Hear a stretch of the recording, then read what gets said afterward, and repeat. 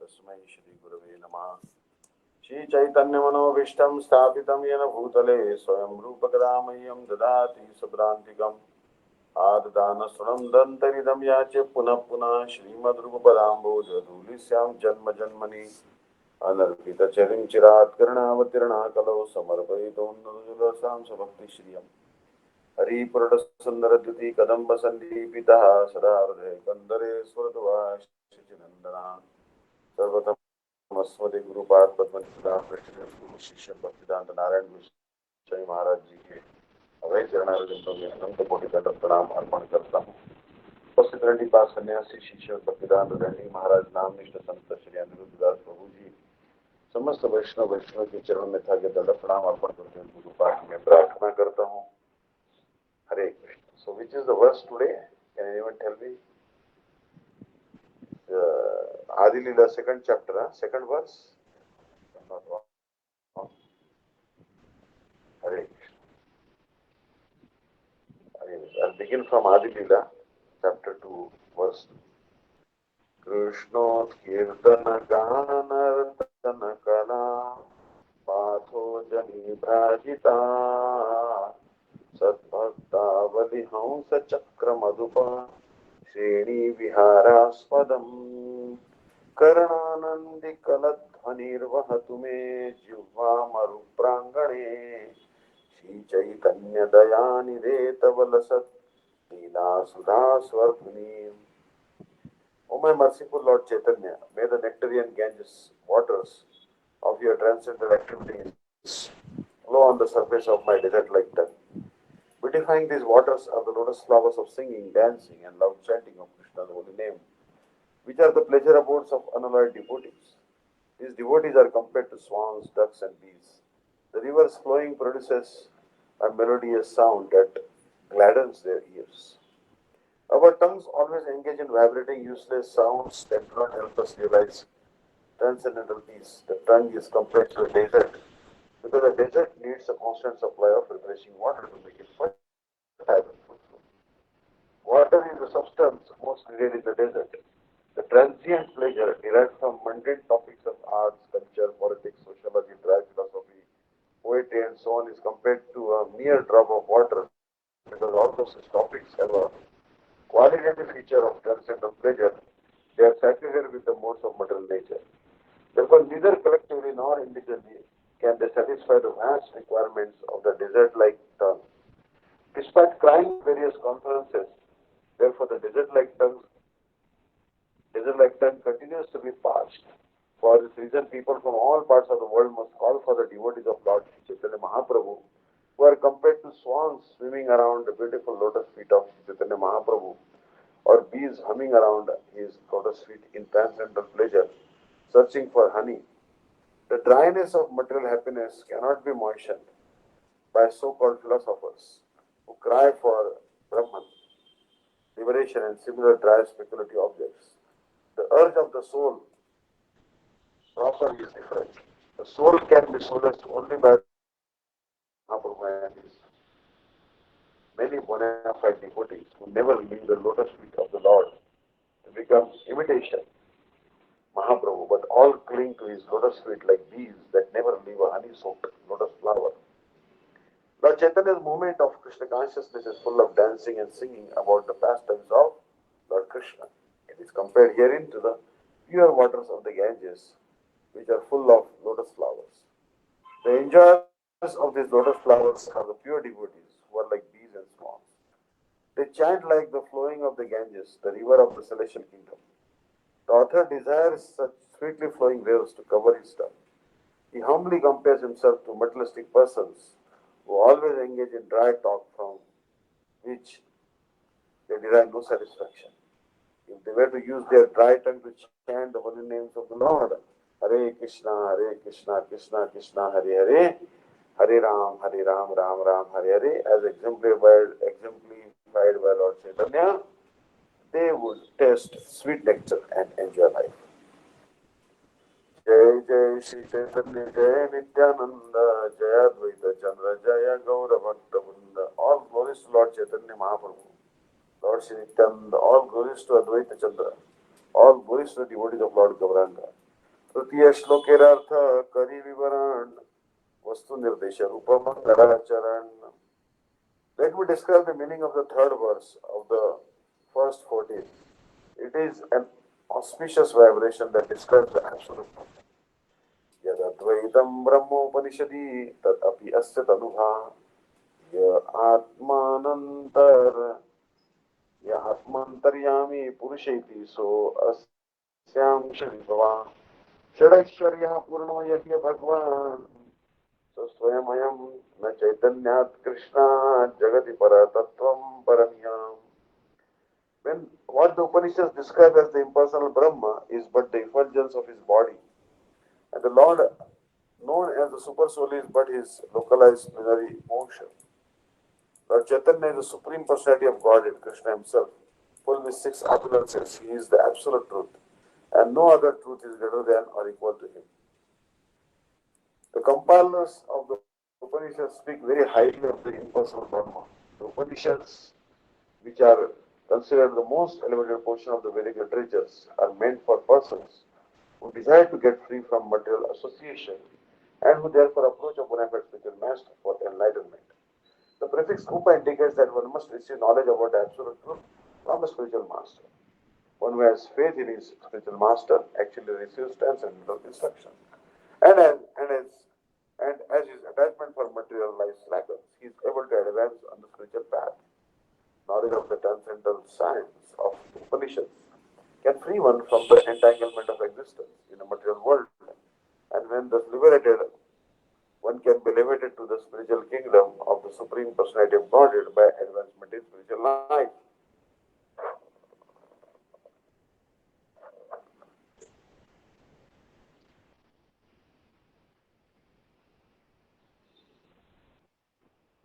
The beginning of spiritual enlightenment is realization of impersonal Brahma. Such realization is effected by gradual negation of material variegatedness. Impersonal Brahman realization is a partial, distant experience of the absolute truth that one achieves through the rational approach. It is compared to one seeing a hill from a distance and taking it to a smoky cloud. A hill is not a smoky cloud, but it appears to be one from a distance of our imperfect vision. In imperfect or smoky realization of the absolute truth, the spiritual variegatedness is conspicuous by its absence. This experience is therefore called Advaitavad, or the realization of the oneness of the absolute. The impersonal glowing effulgence of Brahman consists only of the personal bodily rays of the Supreme Personality of Godhead, Sri Krishna. Since Sri Gaura Sundar or Lord Sri Chaitanya Mahaprabhu is identical with Sri Krishna himself, the Brahman effulgence consists of the rays of his transcendental body. Similarly, Super Soul, which is called the Paramatma, is a plenary representation of Chaitanya Mahaprabhu. The Antaryami, the Super Soul in everyone's heart, is the controller of all living entities. This is confirmed in the Bhagavad Gita 15.15, wherein Lord Krishna says, Sarvasya chaham hridisannivishto. I am situated in everyone's heart. The Bhagavad Gita also states, Bhuktaram yakyatapasam sarvaloka maheshwaram, indicating that the Supreme Lord, acting in his expansion as a super soul, is the proprietor of everything. Similarly, the Brahma Samhita states, Andantarastha Parmanu Chayantarastha. The Lord is present everywhere within the heart of every living entity and within each and every atom as well. Thus this thus by this super soul feature the Lord is all pervading. Furthermore, Lord Chaitanya is also the master of all wealth, strength, fame, beauty, knowledge, and renunciation, because he is Sri Krishna himself. He is described as Purana or complete. In the feature of Lord Chaitanya, the Lord is an ideal renouncer, as well as Sri Ram was an ideal, just as Sri Ram was an ideal king. Lord Chaitanya accepted the order of sannyas and exemplified exceedingly wonderful principles in his own life. No one can compare him in the order of sannyas. Although in Kali Yuga, acceptance of the sannyas order is generally forbidden. Lord Chaitanya accepted it because he is complete in renunciation. Others cannot imitate him, but can only follow in his footsteps as far as possible. Those who are unfit for this order of life are strictly forbidden by the injunctions of the Shastras to accept it. Lord Chaitanya, however, is complete in renunciation as well as all the opulences, is therefore the highest principle of the absolute truth. By an analytical study of the truth of Lord Chaitanya, one can find that he is not different from the Supreme Personality of Godhead Krishna. No one is better than or even equal to him. In the Bhagavad Gita, Lord Krishna says to Arjuna, Mattaha parataram nanyat injidasti dhananjaya, O conqueror of wealth, Arjuna, there is no truth superior to me. Thus, it is here confirmed that there is no truth higher than Lord Shri Krishna Chaitanya. The impersonal Brahma is the goal of those who cultivate the study of the books of transcendental knowledge, and the super soul is the goal of those who perform yoga practices. One who knows the Supreme Personality of Godhead surpasses realization of both Brahman and Paramatma, because Bhagavan is the ultimate platform of absolute knowledge. The personality of Godhead is a complete form of Sachidananda, full life, knowledge and bliss. By realization of the Sat portion of the complete whole, unlimited existence, one realizes the impersonal Brahma aspect of the Lord. By realization of the Chit portion of the complete whole, unlimited knowledge, one can realize the localized aspect of the Lord, the Paramatma. But neither of these partial realizations of the complete whole can help one realize Ananda or complete bliss. Without such realization of Ananda, knowledge of the Absolute Truth is incomplete. This verse of the Chaitanya Charitamrita by Krishnadas Kaviraj Goswami is confirmed by a parallel statement in the Tattva Sandarbha by Srila Jiva Goswami. In the eighth part of the Tattva Sandarbha, it is said that the Absolute Truth is sometimes approached as impersonal Brahman, which, although spiritual, is only a partial representation of the Absolute Truth. Narayan, the predominating deity of Vaikuntha, is to be known as an expansion of Sri Krishna. But Sri Krishna is the supreme absolute truth, the object of the transcendental love of all living entities. Text number 6. Brahma Atma Bhagavan Anuvadatina Angapravamsha Swarupatina Videya Chinna. Impersonal Brahma, the localized Paramatma, and the personality of Godhead are the three subjects, and the glowing effulgence, the partial manifestation, and the original form are their three respective predicates. So Brahman is the glowing effulgence, the localized Paramatma is the partial manifestation, and the personality of Godhead is the original form. अनुवाद आगे पाछे विधेय स्थापना सही अर्थ कही सुना शास्त्र विवरण. A predicate always follows its subjects. Now I shall explain the meaning of this verse according to the revealed scriptures. Swayam Bhagavan Krishna Vishnu Paratattva Purna Jnana Purnananda Parama Mahatva. Krishna, the original form of the Supreme Personality of Godhead, is the summum bonum of the all-pervading Vishnu. He is all perfect knowledge and all perfect bliss. He is the supreme transcendence. Nanda Sutta Bali Janre Bhagvat Gai Sri Krishna Vatirna Chaitanya Gosai. He whom Srimad Bhagavatam describes as the son of Nanda Maharaj has descended to earth as Lord Chaitanya. According to the rules of rhetorical arrangement for efficient composition in literature, a subject should be mentioned before its predicate. The Vedic literature frequently mentions Brahma, Paramatma and Bhagavan, and therefore these terms are widely known as the subjects of transcendental understanding. But it is not widely known that what is approached as the impersonal Brahma is the effulgence of Sri Chaitanya Mahaprabhu's transcendental body. Nor is it widely known that the super soul or Paramatma is only a partial representation of Lord Chaitanya, who is identical with Bhagavan himself. Therefore, the descriptions of Brahman as the effulgence of Lord Chaitanya, the Paramatma as his partial representation, and the Supreme Personality of Godhead, Krishna, as identical with Lord Chaitanya Mahaprabhu, must be verified by evidence from authoritative Vedic scriptures. The author wants to establish first that the essence of the Vedas is the Vishnu Tattva, or the absolute truth Vishnu, the all-pervading Godhead. The Vishnu Tattva has different categories, of which the highest is Lord Krishna, the ultimate Vishnu Tattva, as confirmed in the Bhagavad Gita and throughout the Vedic literature. In Srimad Bhagavatam, the same Supreme Personality of Godhead Krishna is described as Nanda Sutta, the son of Nanda Maharaj. Krishnadas Kaviraj Goswami says that Nanda Sutta has again appeared as Lord Sri Krishna Chaitanya Mahaprabhu, and he based his statement and he bases his statement on his understanding that the Vedic literature concludes there is no difference between Lord Krishna and Lord Sri Chaitanya Mahaprabhu. This the author will prove.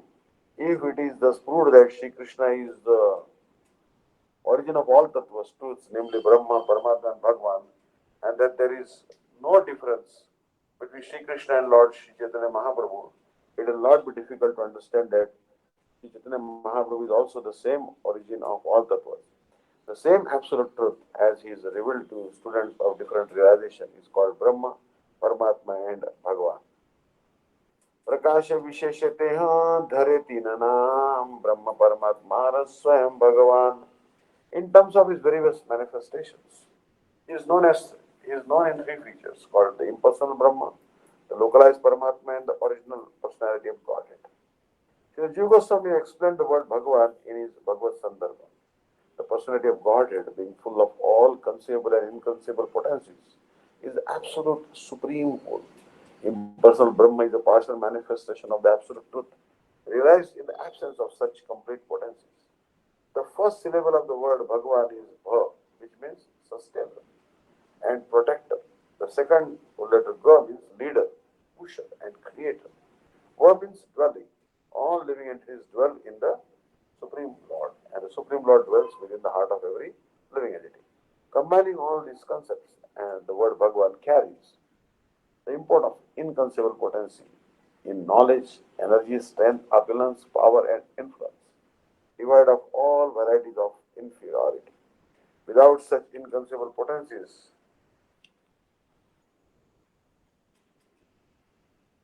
one cannot fully sustain or protect. Our modern civilization is sustained by scientific arrangement devised by many great scientific brains. We can just imagine, therefore, the gigantic brain whose arrangements sustain the gravity of the unlimited number of planets and satellites and who create the unlimited space in which they float. If one considers the intelligence needed to orbit man-made satellites, one cannot be fooled into thinking that there is not a gigantic intelligence responsible for the arrangement of the various planetary systems. There is no reason to believe that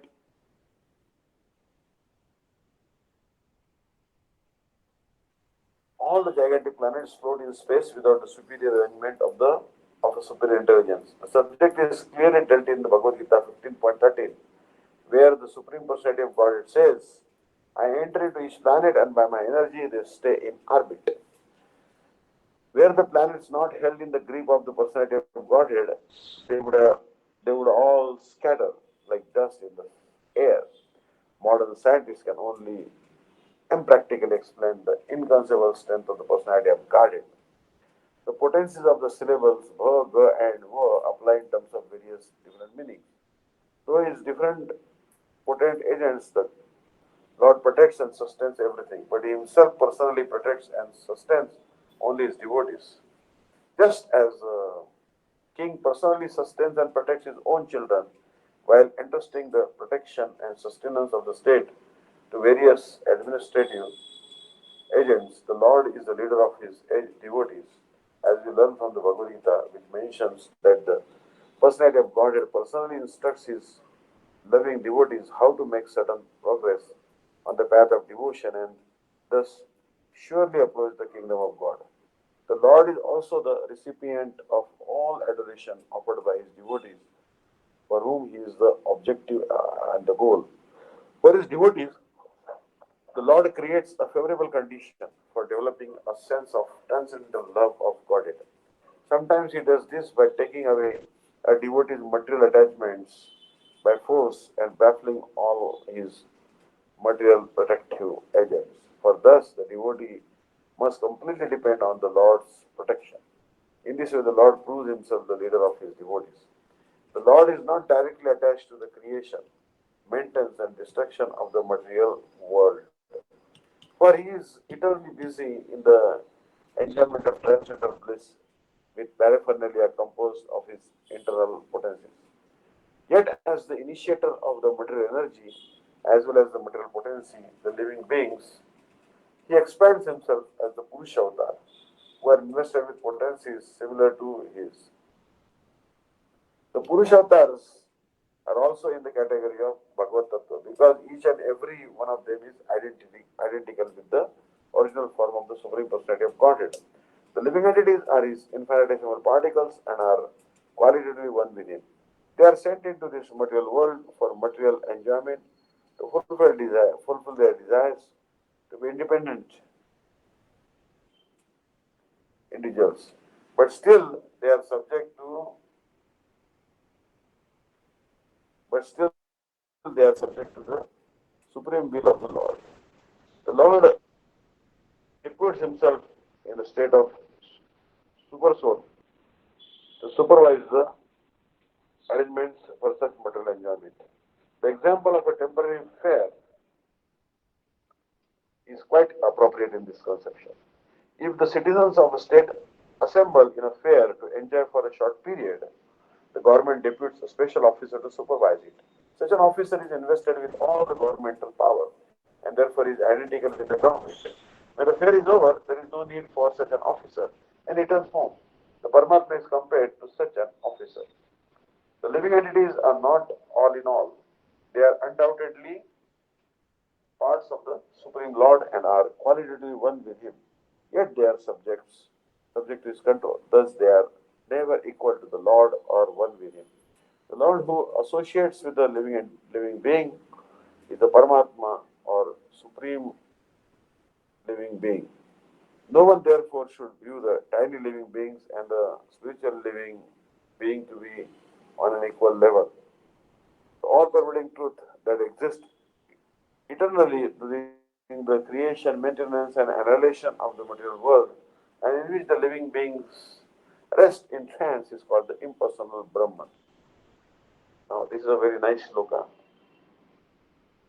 Text 11. Vadanti tattam vidam tattam yat jnanam advayam brahmeti paramatmeti bhagwan iti shabdate. Learned transcendentalists who knows the absolute truth say that it is non-dual knowledge and is called impersonal Brahma, the localized Paramatma and the personality of Godhead. The Sanskrit verse appears in the 11th verse of the first canto of the second chapter of Srimad Bhagavatam, where Sri Sutta Goswami answers the questions of the sages headed by Shanak Rishi concerning the essence of all scriptural instructions. Tattva Vidha refers to persons who have knowledge of the absolute truth. They are certainly they can certainly understand knowledge without duality because they are on the spiritual platform. The absolute truth is known sometimes as Brahman, sometimes as Paramatma, and sometimes as Bhagavan.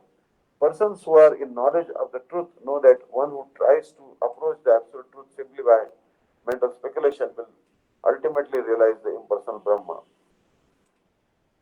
And one who tries to approach the absolute truth through yoga practices will be able to realize Paramatma. But one who has complete knowledge and spiritual understanding realizes the spiritual form of Bhagavan, the personality of Godhead. Devotees of the personality of Godhead have know that Krishna, the son of the king of Vraja, is absolute truth. They do not discriminate between Shri Krishna's name, form, qualities, and pastimes. One who wants to separate the Lord's absolute name, form, and qualities from the Lord Himself must be understood to be lacking in absolute knowledge. A pure devotee knows that when he chants the transcendental name, Krishna, Shri Krishna is present as transcendental sound. He therefore chants with full respect and veneration. When he sees the forms of Shri Krishna, he does not see anything else, anything different from the Lord. If one sees otherwise, he must be considered unrestrained in absolute knowledge. This lack of absolute knowledge is called Maya. One who is not Krishna conscious is ruled by the spell of Maya under the control of a duality of knowledge. In the absolute truth, all manifestations of the Supreme Lord are non-dual, just as the multifarious forms of Vishnu, the controller.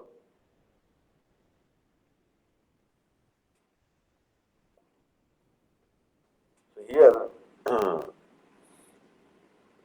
so very nice Siddhanta is there. The devotees of the personality of Godhead know Sri Krishna, the son of King of Raja, is the absolute truth. Do not discriminate between Sri Krishna's name, form, qualities, and pastimes. One who wants to separate Lord's absolute name, form, qualities, and pastimes from the Lord Himself must be understood to be lacking in the absolute knowledge. A pure devotee knows that when he chants the transcendental name Krishna, Shri Krishna is present as transcendental sound. He therefore chants with full respect and veneration. When he sees the forms of Sri Krishna, he does not see anything different from the Lord. If one sees otherwise, he must be considered unrestrained in absolute knowledge. This lack of absolute knowledge is called Maya. One who is not Krishna conscious is ruled by the spell of Maya, under the control of a duality in knowledge. In the absolute, all manifestations of the Supreme Lord are non-dual, just as the multifarious forms of Vishnu, the control of Maya, are non-dual. Empiric philosophers who pursue the impersonal Brahma accept only the knowledge that the personality of the living entity is not different from the personality of the Supreme Lord. And mystic yogis who try to know the Paramatma, who try to locate the Paramatma, accept only the knowledge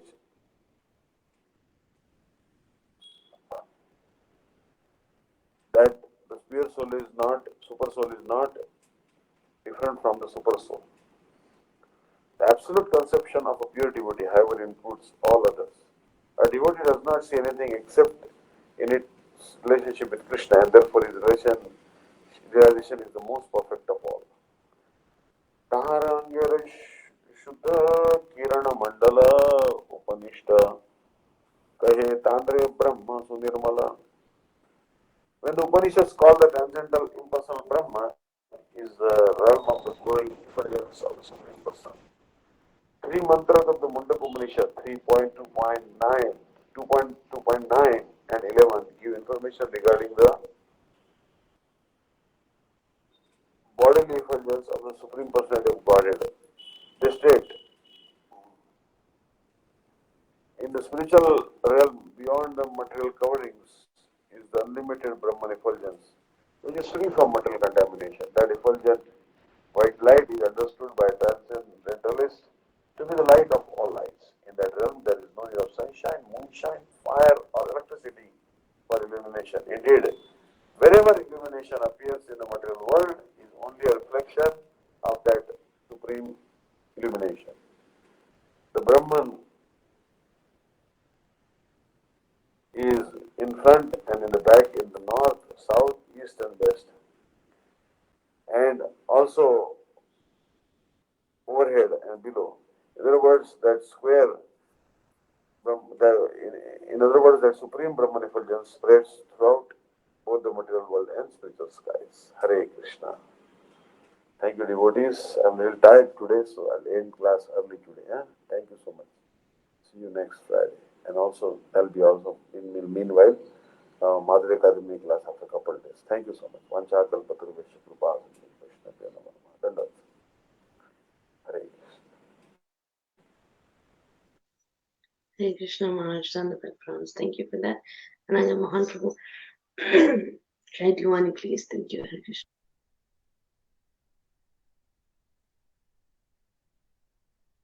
Hare Krishna.